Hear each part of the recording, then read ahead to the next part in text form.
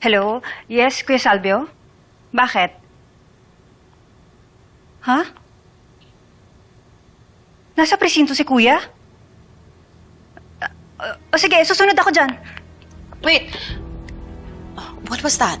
Si Kuya daw nasa presinto and they're questioning him about Darius' death and siya daw yung person of interest. Ano? Bakit daw?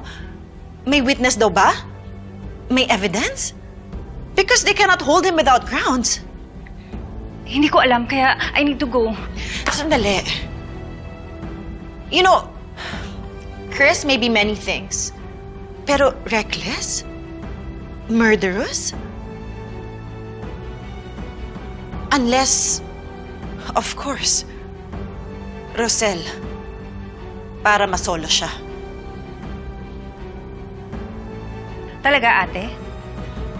Yan pa talaga yung unang pumasok sa isip mo kaysa mag-alala ka sa asawa mo? You assume the worst. You're unbelievable. Asawa mo pa rin siya. I'm sorry. Kung ano-ano lang talaga agad pumasok sa isip ko.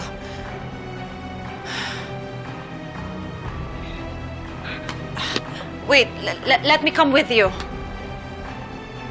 Nika. Balitaan mo na.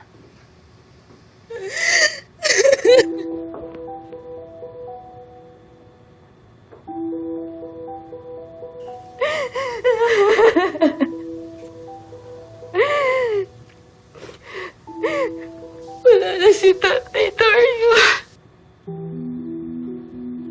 Sorry. Sorry, hindi ko sinabi agad na siya yung totoo mo, Tatay. Sobrang unfair! Sobrang unfair! Kung kailan ko pa nalaman yung totoo, doon niya pa ako iniwan, doon pa siya nawala, doon pa siya kinuha sa akin!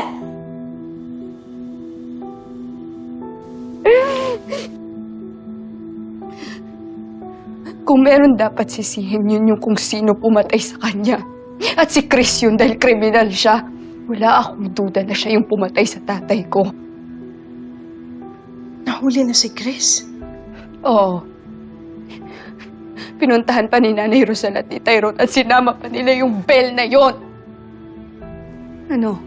Akala nila magiging masayang pamilya sila? Kaya dapat lang na mapatunayan na si Chris yung pumatay sa tatay ko. Para hindi na mabuo yung pamilya nila, ano? Nawalan ako? Dapat mawalan din sila!